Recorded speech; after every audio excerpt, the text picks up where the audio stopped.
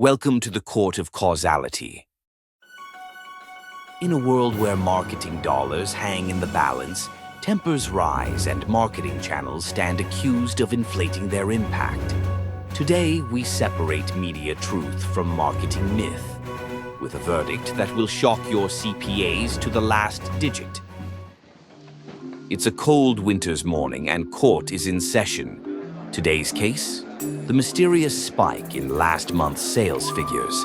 Was it the result of a brilliant marketing strategy, a lucky twist of fate, or maybe something hiding in plain sight? In marketing, just like in a courtroom, when results change, everyone's ready to claim victory, but very few can prove it. And that's where the real investigation begins. First on the stand, the brand marketer. Confident, composed, wielding charts like a seasoned lawyer wields evidence. Our television campaign reached 60% of our target audience, She declares, pointing proudly at a glowing graph. In media, it's common to focus on delivery metrics like reach, impressions, and frequency. But exposure alone is only a proxy metric. The real question is, did it cut through and make an impact? It's evidence, but only the first breadcrumb on the trail to uncovering the real drivers of our spike in sales. Our performance manager steps up. He decides to take the cross-examination into his own hands. He looks at the chart. Very impressive, He says, However, you appear to have missed one small detail. Didn't sales start rising before the campaign? A gasp echoes through the gallery. Murmurs ripple through the courtroom. He turns to his own evidence, a chart showing a strong correlation between paid search volumes and sales. His case looks airtight. Could it really be this simple? Suddenly, the courtroom doors burst open. A man in a trench coat storms in. It's not fair. He says, Yes, I clicked on your sponsored link, but I was going to purchase anyway, just like I do every year. He's quickly ushered out, but the damage is done. The illusion of certainty vanishes. It's now clear. Correlation is not enough to imply causation. And in marketing analysis, that's the critical question.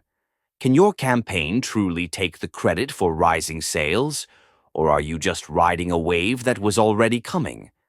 And then, chaos erupts. Supporters of Search continue shouting their case. No, our influencer received 20,000 likes. What about the sale we had on? Pleads a stressed analyst. Please, think of the discounts. People don't even see ads anymore. Someone else yells. In the back, someone waves a newspaper, pointing to a report on a recent storm, hinting at external forces that may be driving results.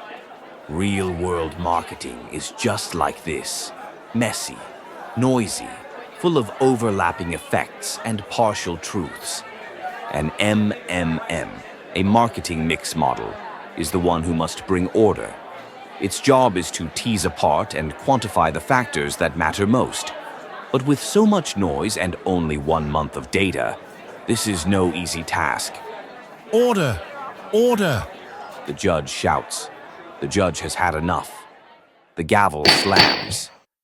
This case cannot be decided based on just 1 month of data. He says, We must broaden our view. We must look deeper into the past and consider the events leading up to the spike in sales. Court adjourned. and he's right. Sales don't happen in neat little compartments. They build up, they lag, they decay.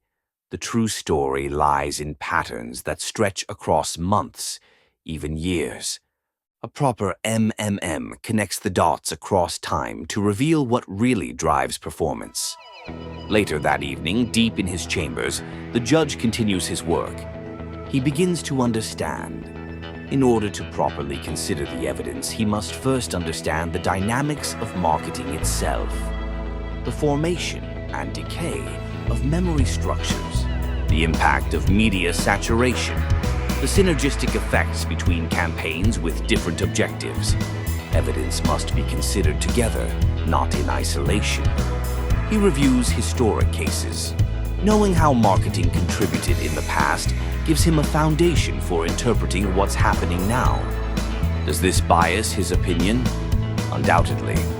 But it's far better to be biased by data-led facts than by personal opinions or the strength of someone's argument. Our judge is beginning to think like a market mix model. Because good judgment takes more than looking at numbers. It requires a deep understanding of the system and a baseline of truth to compare new evidence against. The next day brings a new spirit to the courtroom. No more shouting. Each witness steps forward calmly, providing an overview of how their media activities have changed over time. The judge listens carefully. He notes where relationships emerge and where they fall apart. The brand marketer and performance manager stop arguing. They begin to collaborate. And as they do, common patterns start to emerge in the combined effects of their campaigns. It's no longer just about media. The judge calls a weatherman to provide context on recent and historical weather events. A shopkeep testifies about past discounts.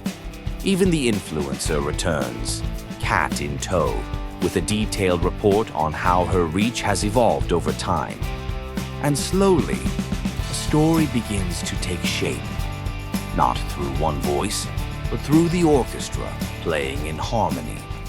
Eventually, the judge rises to deliver his verdict.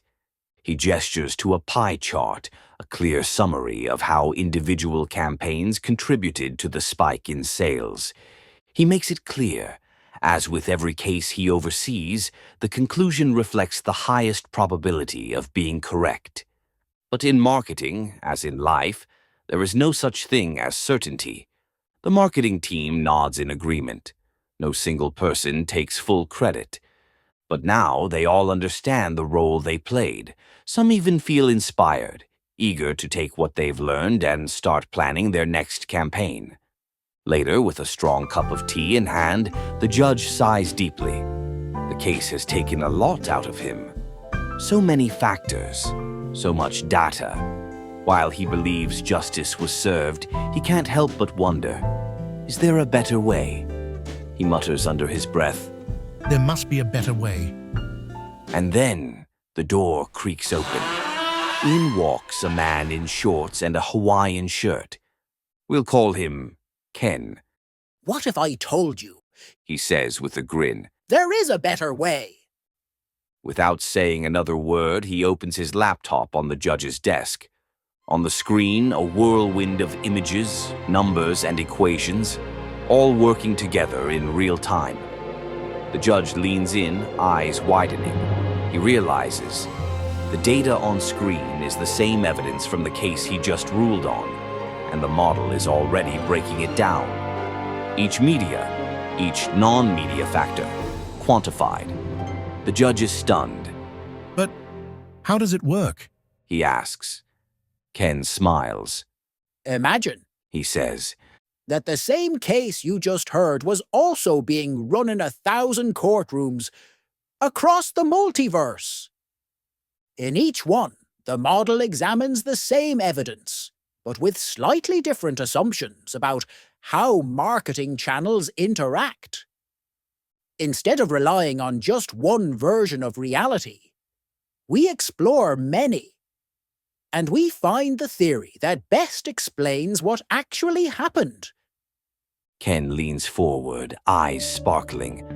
But that's not all. Here's where it gets really interesting. Inside each of these universes, we can create counterfactual worlds. The judge blinks, unsure what he's hearing. Alternate timelines, Ken continues. where specific marketing activities never happened. And from those worlds, we can see what sales would have looked like without the campaign. The judge's eyes widen. So that means we can infer if a campaign caused a spike, or if it would have occurred anyway. Exactly. says Ken. 1 week later, the judge is back in court. Another case, another crowd of marketers, more arguments, more claims. But this time, it's different. The judge sits back, pops on his headphones, takes a sip of his cocktail, and clicks go. The model runs. And justice, sweet, probabilistic justice, is served.